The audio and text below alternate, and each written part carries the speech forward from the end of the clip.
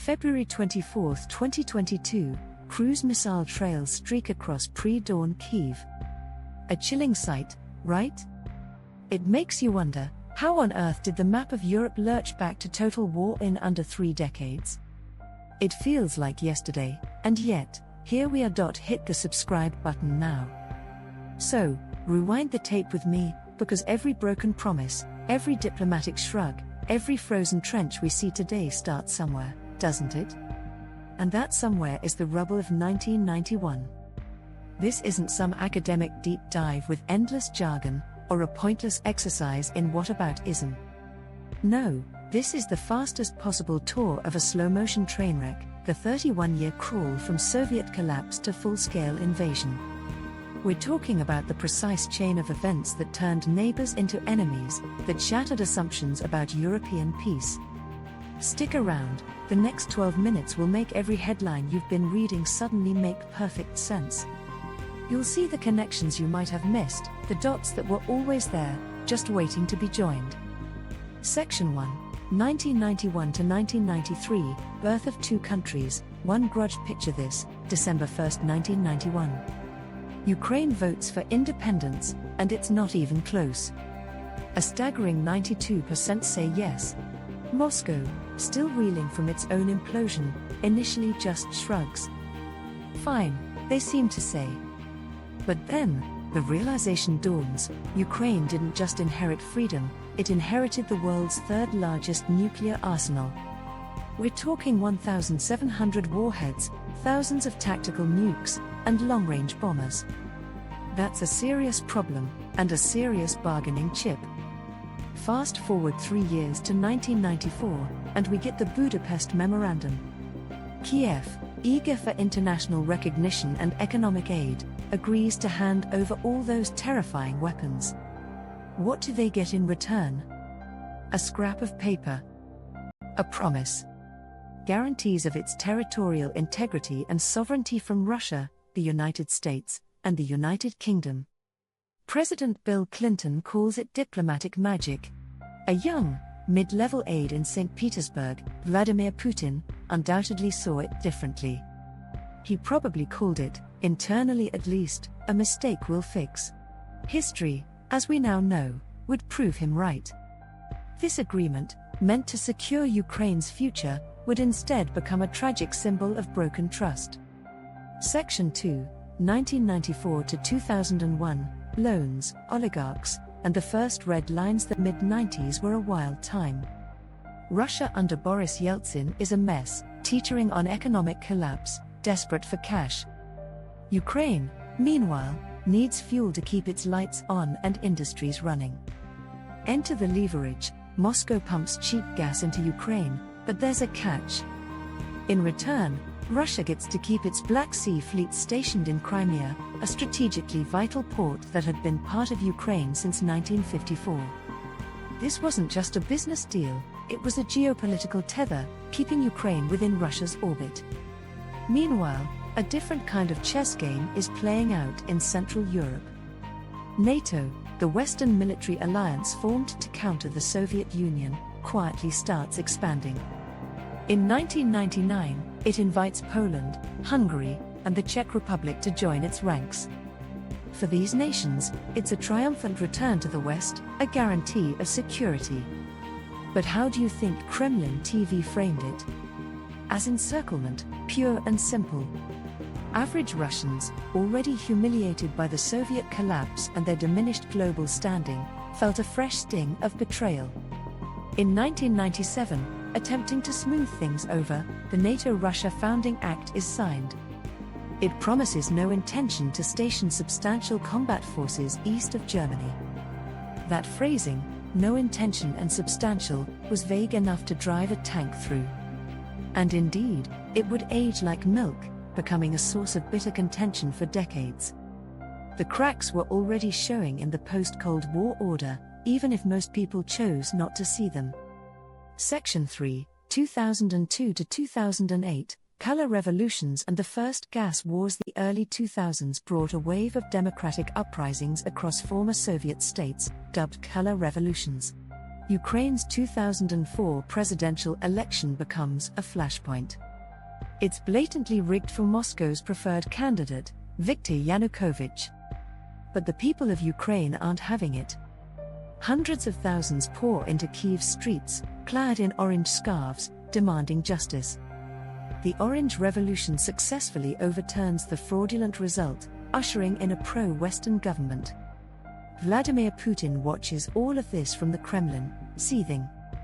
He sees not a democratic awakening, but a Western-backed coup, a dangerous precedent on Russia's doorstep. He decides right then and there that street politics can be exported both ways, and that Russia needs new tools of influence. Energy, it turns out, is a powerful weapon.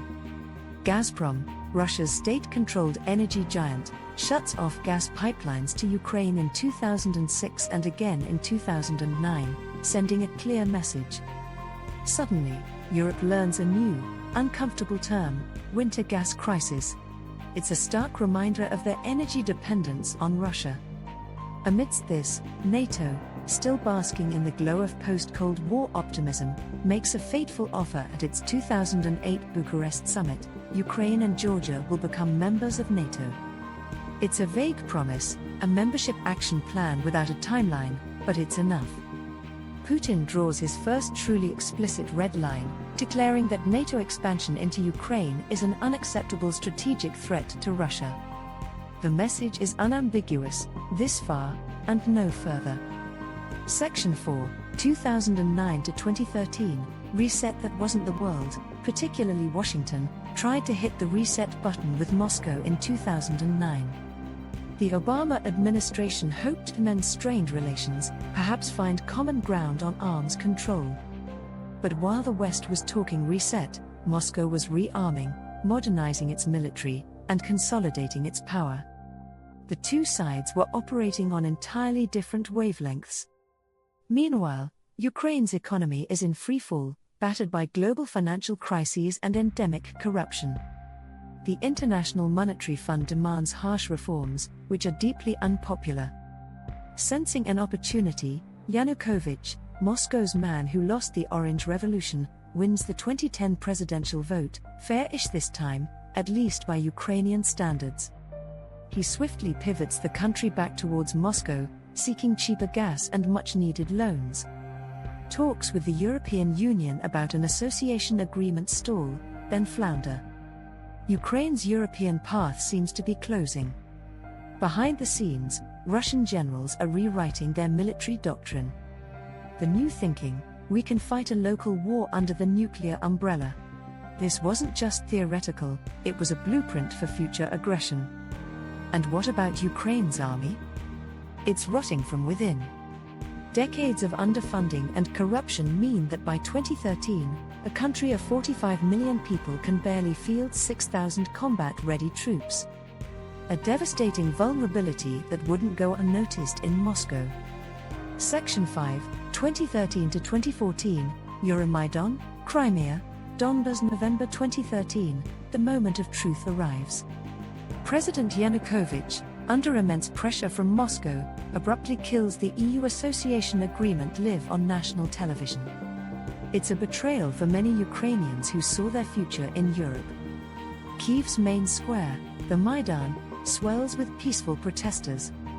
What starts as a civil uprising quickly escalates. By February 2014, police snipers, allegedly directed by Russian intelligence, open fire on the crowds, killing over 100 protesters. The sheer brutality shocks the world. Yanukovych flees to Russia, his regime collapsing.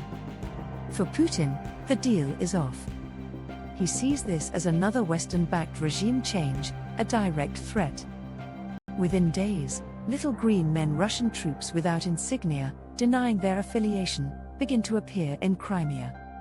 In a lightning-fast operation, they seize control of key infrastructure in 3 weeks. A sham referendum, held at gunpoint, follows, claiming 97% support for joining Russia. The world watches, largely helpless, as a sovereign nation's territory is annexed. But it doesn't stop there. Emboldened, pro-Russian groups in eastern Ukrainian cities rise up.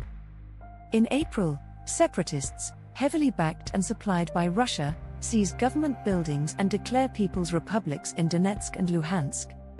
The war in Donbas begins.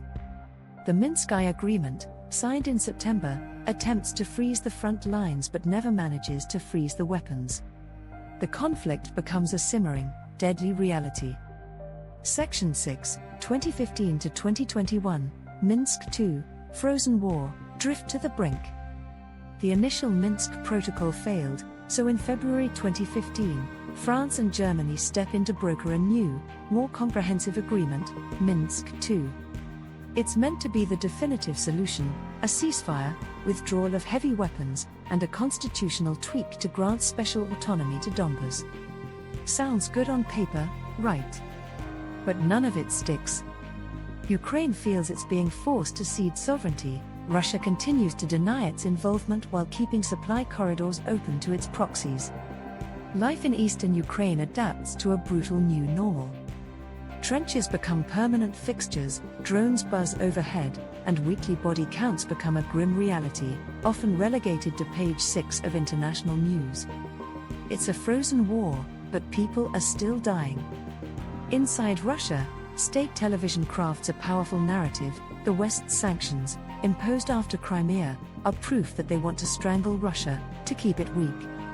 Putin's approval ratings soar, sometimes hitting an astonishing 86%. In Ukraine, the experience of fighting for their land hardens pro-Europe sentiment. NATO cooperation deepens, even without full membership. Joint exercises become more frequent, and under the Trump administration, the US delivers Javelin anti-tank missiles, a clear signal of Western support and a significant upgrade to Ukraine's defensive capabilities. The drift towards a larger conflict, though perhaps imperceptible to many outside the region, was accelerating. Section 7 to 2021, the year of signals. If you were paying attention in 2021, the signals were blaring. In April, 100,000 Russian troops gathered near Ukraine's border, ostensibly for drills. Washington called it what it was, a rehearsal for something far more sinister. By December, Moscow published 2 audacious draft treaties, demanding NATO roll back its military infrastructure to 1997 lines, essentially, kicking out all the Eastern European members who joined after the Cold War. It was an ultimatum. Washington flatly said no, but, ever the diplomats, offered arms control talks. The gesture, however, felt hollow. Throughout the summer, Belarus, now firmly allied with Moscow, became a launchpad for Russian military assets. By November, satellite images, once the stuff of spy thrillers, clearly showed field hospitals being set up, blood supplies being stockpiled near the border. These weren't preparations for drills, they were preparations for war. EU intelligence agencies, usually cautious, warned of invasion odds above 50%. Yet, leaders like Germany's Olaf Scholz and France's Emmanuel Macron were still desperately pitching dialogue, hoping against hope that diplomacy could avert the inevitable. The world was watching a slow-motion car crash, unable to stop it. Section 8 to 2022, Countdown and Invasion. The final countdown was excruciatingly tense. February 10th, joint Russia-Belarus military exercises, meant to end, are extended indefinitely. February 17th, Russian-backed separatists in Donbas begin evacuating civilians, simultaneously ramping up shelling. Classic false flag operations designed to create a pretext. February 21st, Vladimir Putin delivers a chilling, rambling speech, recognizing the 2 self-proclaimed republics in eastern Ukraine, effectively tearing up the Minsk agreements. Then, the unthinkable. February 24th, 3:40 a.m. local time, cruise missiles slam into Kyiv, Kharkiv, Mariupol, and cities across Ukraine. The world awakens to armor columns racing down the MO2 highway towards the capital. Russia's initial plan was audacious, a swift decapitation strike, seizing Kyiv within 72 hours, replacing the government with a puppet regime. But they fundamentally misjudged Ukraine's will to fight.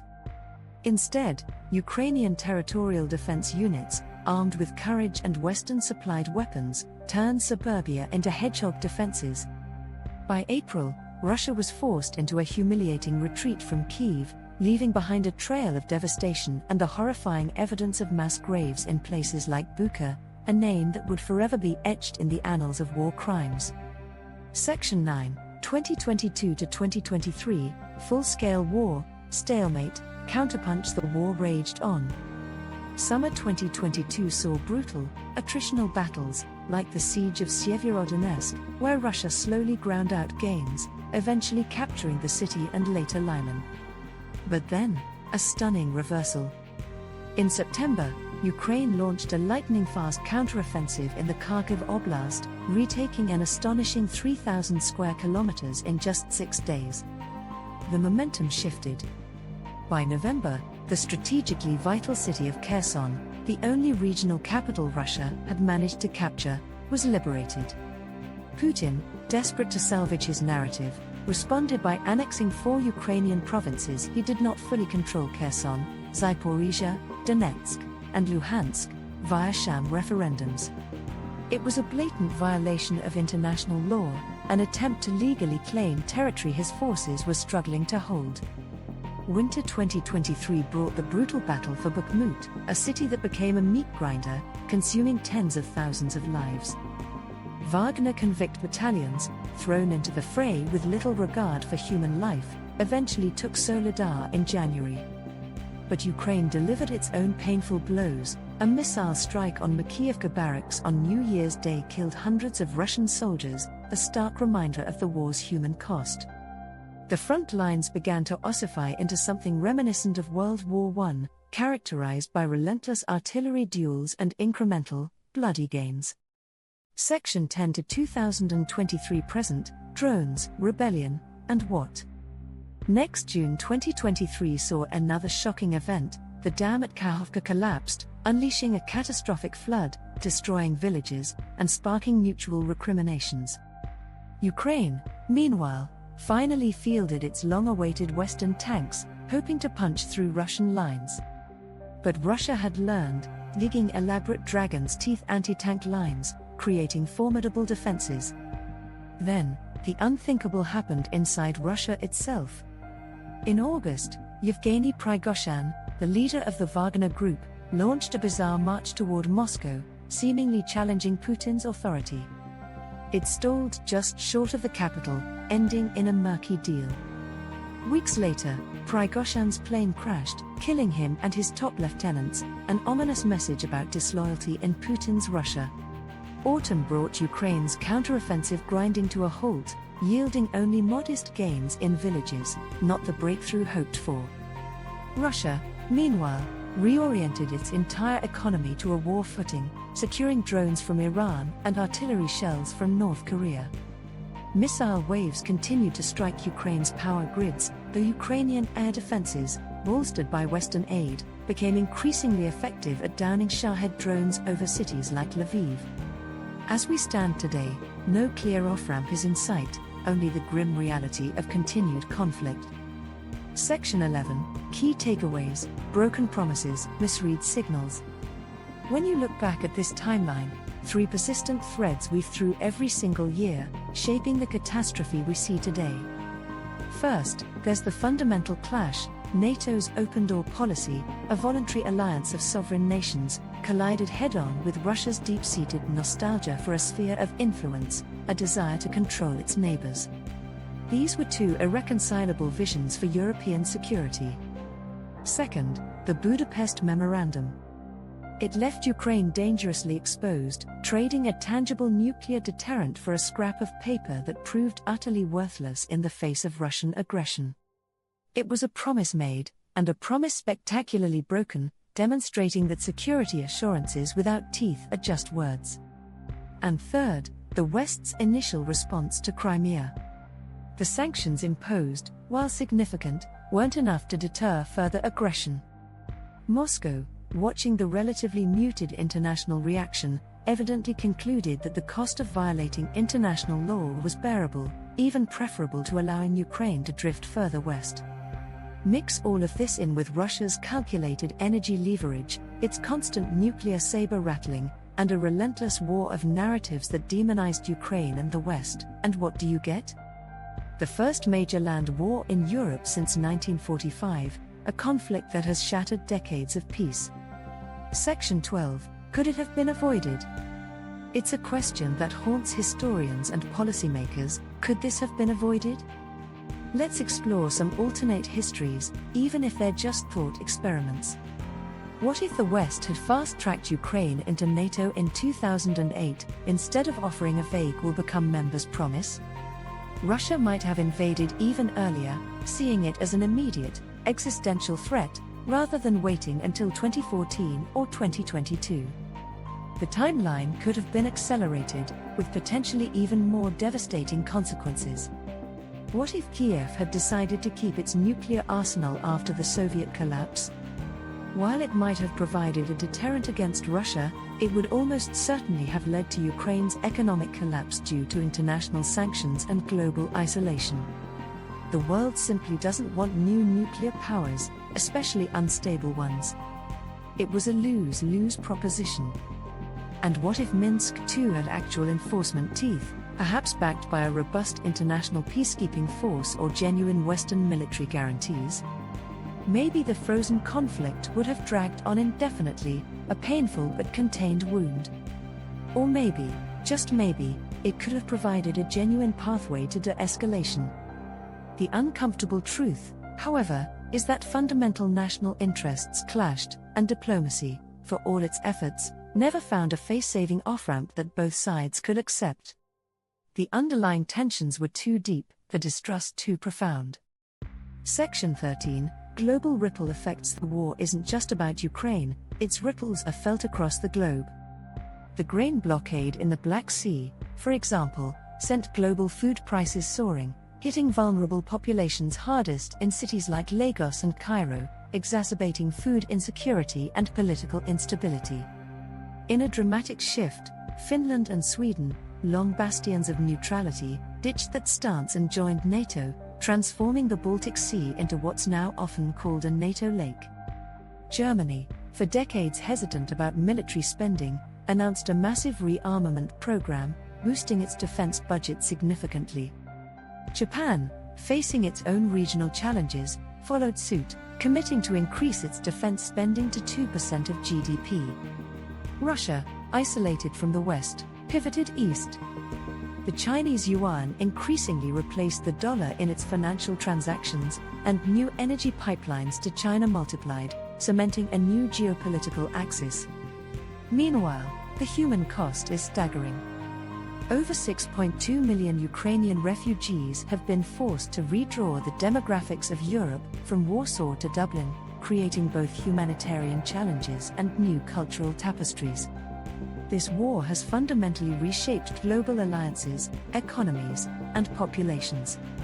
Section 14, where the line freezes next.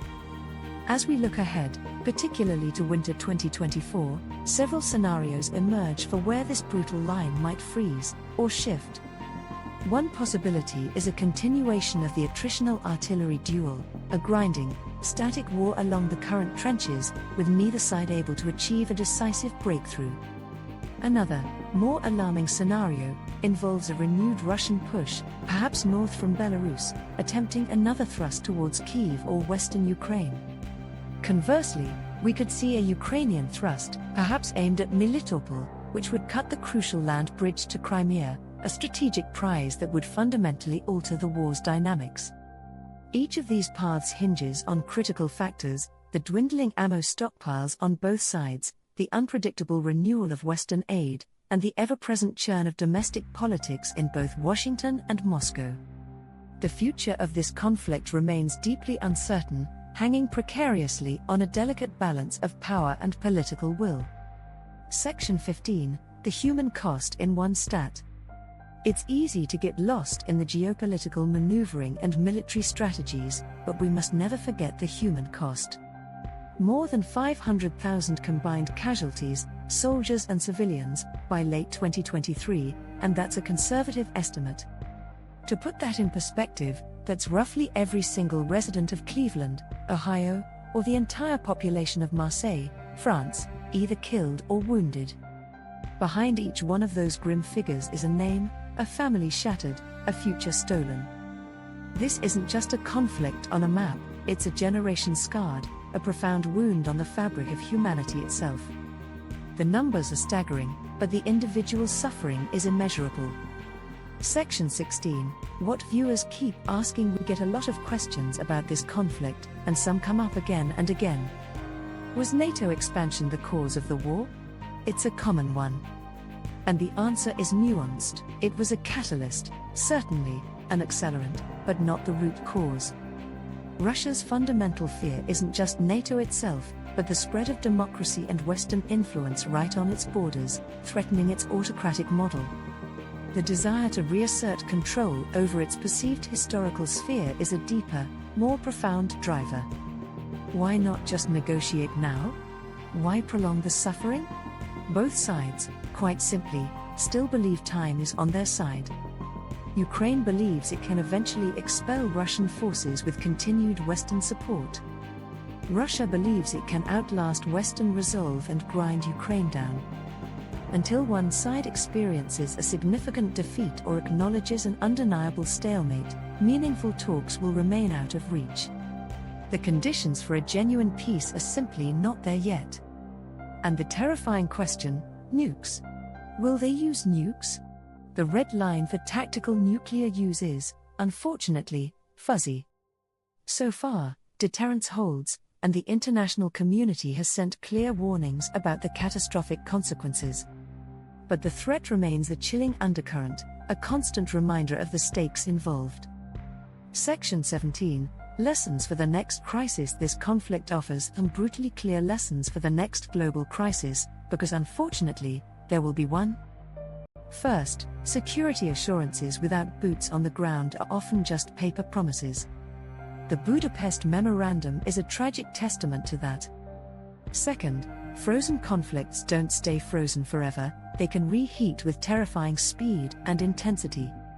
What seems like a stable stalemate can quickly explode into full-scale war. Third, economic interdependence, once touted as a guarantee of peace, does not prevent war, it merely changes the weapons. Energy, supply chains, and digital infrastructure become new battlefields. But perhaps the most important lesson of all, history doesn't move in inevitable, predetermined arcs. It moves in choices, often made under immense pressure, wrapped in fear, and driven by miscalculation. The future is not written, it is being shaped by decisions made right now, by leaders and by ordinary people.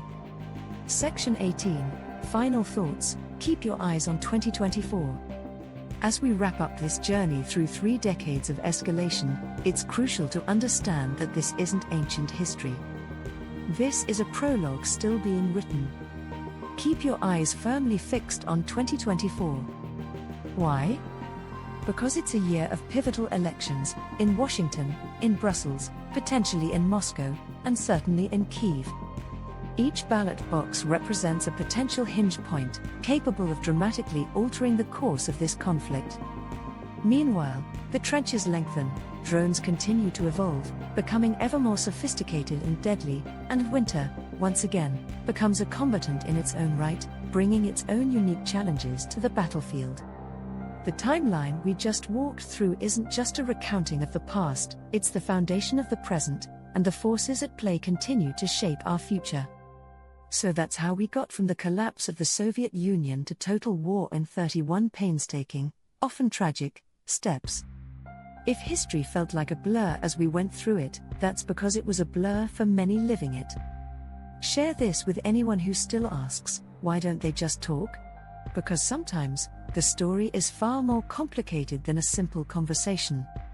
And if you want frontline updates decoded, if you want to understand the ongoing narrative, then make sure to subscribe and ring that bell.